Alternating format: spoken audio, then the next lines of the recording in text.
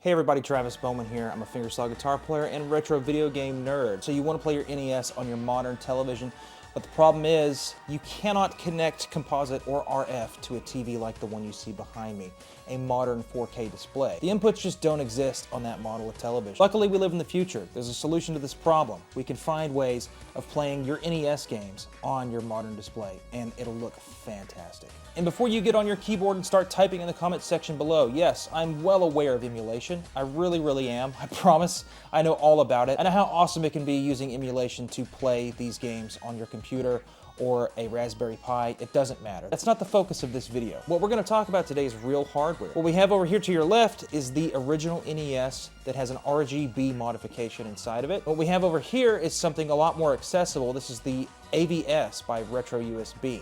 So we've got a modern solution and then an old school console that's been modified. It's up to you to decide which one is going to be best for your setup. So why don't we start with the AVS? So this is actually a really cool clone console, and I know that term seems to be synonymous with a piece of crap.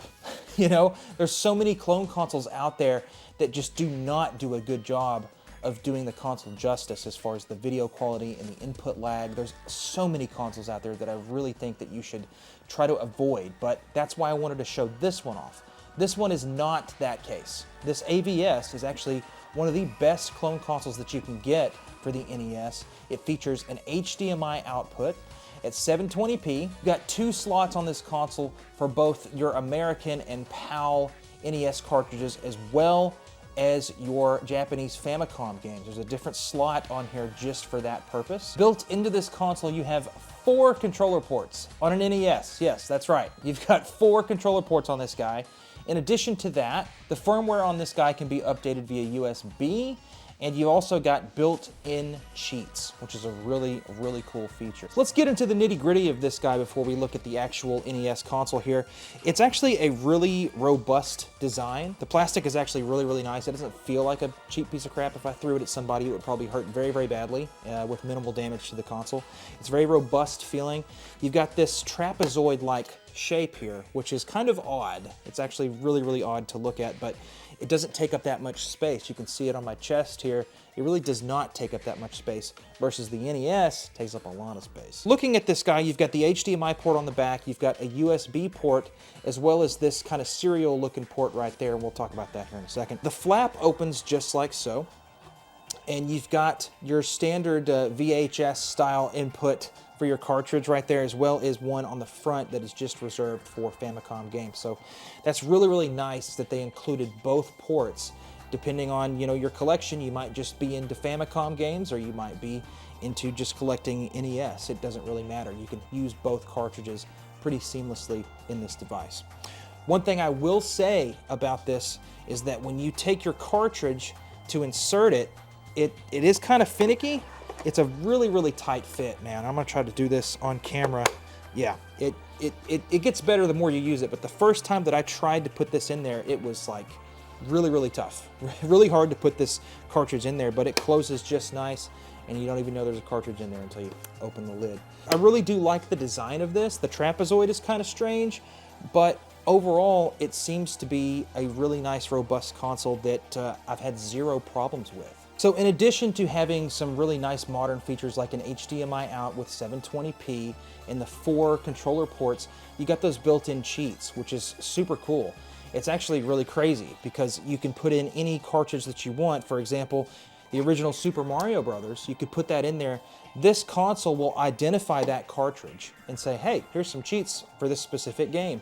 And you can choose to toggle multiple cheats, all of them, one of them, it doesn't really matter, whichever your preference is. I think that's a really cool feature. Probably my favorite feature of this console is the ability to toggle turbo functions on your controller without needing a controller that has turbo built in, meaning you could plug in your old school NES controller. You can toggle that turbo feature with a stock controller, which is really kind of cool.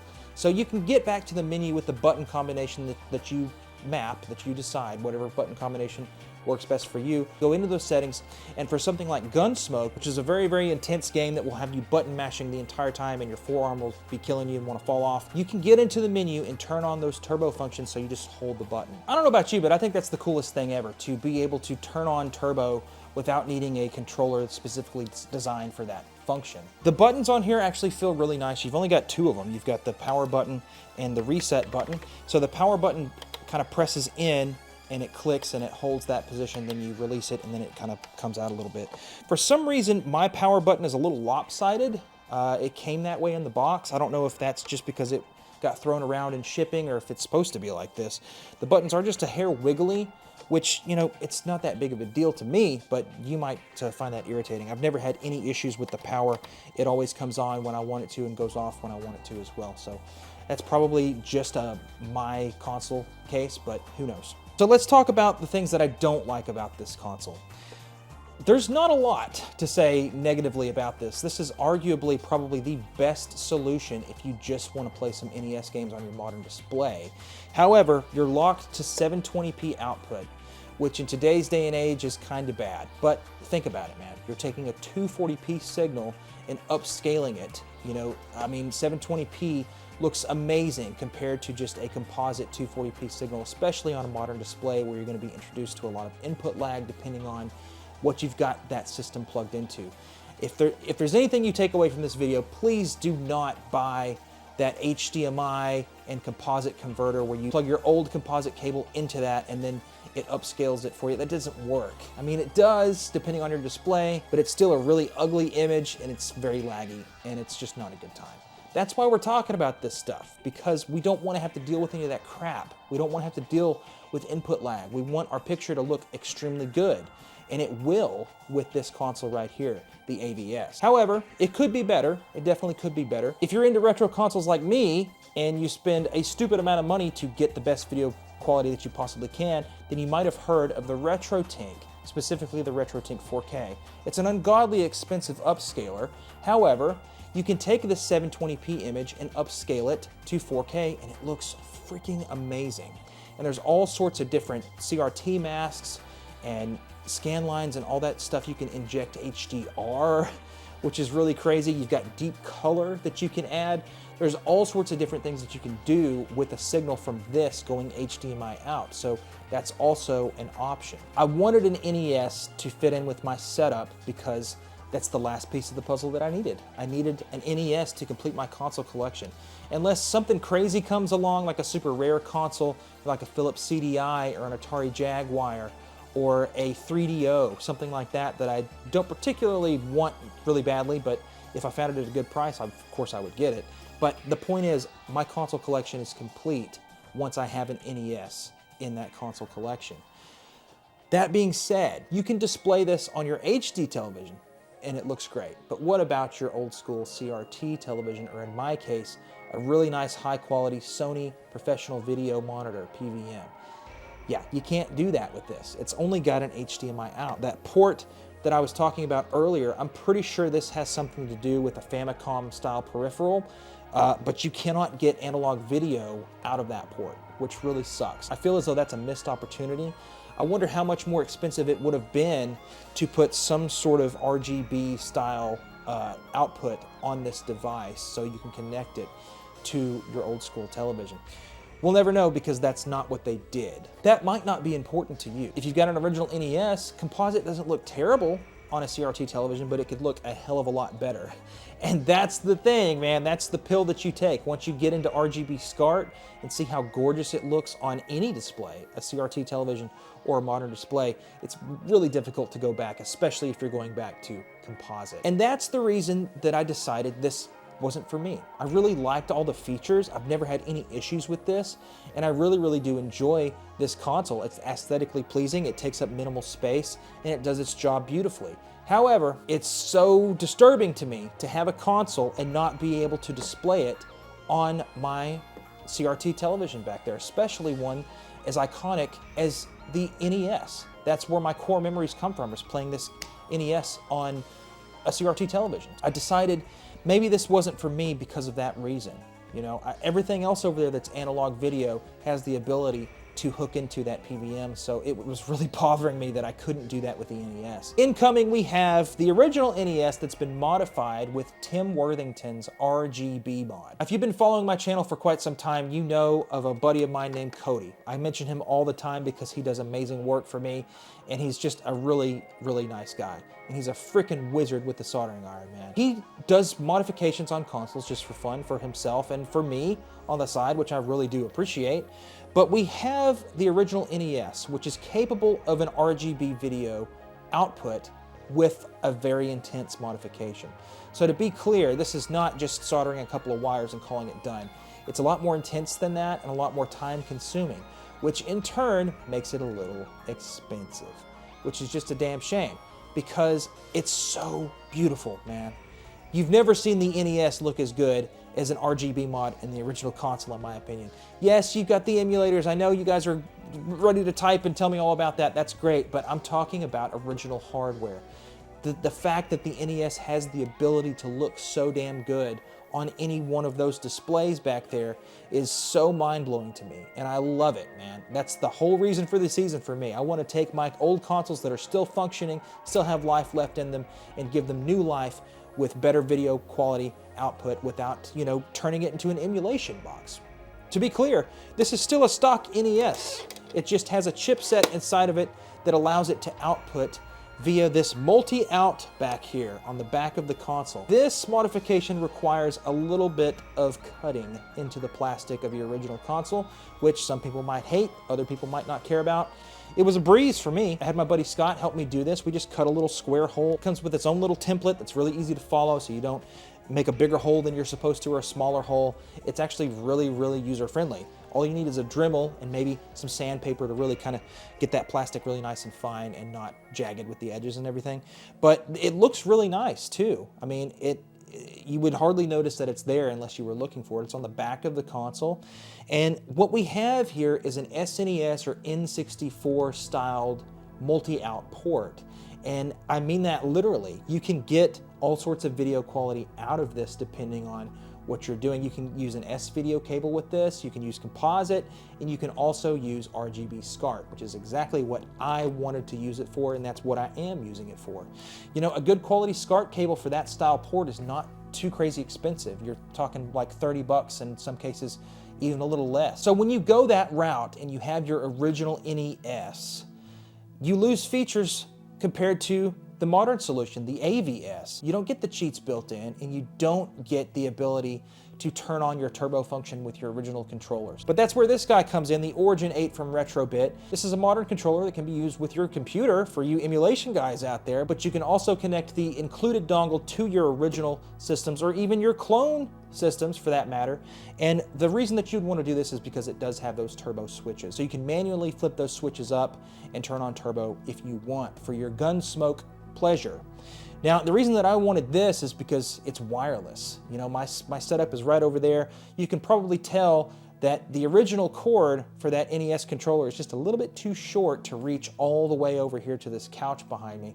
So I like to go wireless if I can with all of my controllers for all my systems. And to be honest, this Origin 8 is not a bad controller at all. I mean, it feels pretty close to the original. Obviously, it's not going to be an exact replica, but it's pretty darn close, man. If I mentioned cheats, you don't get cheats with an NES that's just been modified to do RGB out. However, you do have the Everdrive N8 Pro. This is so freaking cool, man. The Everdrive is such a wonderful flash cartridge built by Crix from the Ukraine. He's a wonderful, wonderful dude, and he makes some really cool stuff, and we're really grateful to have him in the retro video game community. But this Everdrive N8 Pro, it's actually a really innovative cartridge. Not only can you play all of the NES games on it, but you can also play Famicom and Famicom Disk System games. It's capable of running all sorts of ROM hacks, all sorts of crazy stuff like that, but you also have cheats built into this guy as well. So if you get the Everdrive, not only do you have the ability to play all sorts of different games of all different genres and regions and stuff like that, but you can also input the cheats for those games if you want those. Most people wouldn't care about that sort of thing, but it's there if you want it. In addition to cheats and being able to play whatever game that you want on real hardware with this guy, you also have the really nice feature of save states. Save states are awesome, especially on an emulator, but they're even more cool on original hardware, meaning that you can try some of these games that are probably very, very difficult for most people these days. Unless you were there back in the day playing this thing, it's a different world. The games are very tough on the original Nintendo compared to, games like on the PlayStation 5. They pretty much hold your hand whether you know it or not. You've got checkpoints and stuff. A lot of times the NES games did not have those luxuries. So we have save states. Let's say that you want to complete a game. You can go in and save your state after each level to get some practice in. There's no shame in that. I think it's a lot of fun to try to make as much progress as you can, save your state, and try to really figure out the level in any given game. And that's really the thing about this generation, is that in order to beat the game and get good at it, a lot of times it takes a combination of skill and just learning the layout of the level, learning where the enemies are and what they do. Using save states is a great way to get very comfortable with the game that you just really, really like, but you might not have the time to really get into it and learn it. If you use the save states, it's a good way to jump into a game, and that might be blasphemy to some of you, but I don't care, man. It's a cool feature, and if it's there, I'm gonna use it for sure. So we've gone through and talked about some features of both of these solutions to getting your NES signal on your modern display, and in some cases your not so modern display. So let's talk price. Is this gonna be worth it? Well, it depends on how much you like the NES. You'll notice that this is the last thing that I had before I completed my console collection back there, and that's for good reason. None of these solutions are that cheap. So the AVS, let's talk that first. This is very likely going to be most people's go-to thing if they want to just go ahead and put the cash down and get a really good solution for your NES at home. This is probably going to be it for most people, and it's the most widely available. I know the company Analog came out with an NES clone that's considered to be the Rolls-Royce, the best one you can ever get your hands on. However, they've discontinued that. I don't know if they're going to ever sell it again, and as a result, scalpers and people that have it know what they have. It's extremely rare and therefore very expensive. So you're going to be spending an outrageous amount of money if you want one of those. But the AVS is still widely available, and you can get it on their website at RetroUSB. This, after shipping, is going to be upwards of $210 to $230, something like that. Now, that's a lot of money, but it comes with everything that you could possibly need except for the controllers and the games. You've got your USB power, and it comes with the power brick too, so that's a nice addition. A lot of companies will give you just the USB cord and no brick, which sucks. I wish people would not do that. Give me something to where I can plug it into the wall and use it. I don't want to have to worry about that myself. In addition to that, they give you an HDMI cable as well. That's pretty much it, man. And, with all those features, a lot of people would say that this is actually going to be a good deal.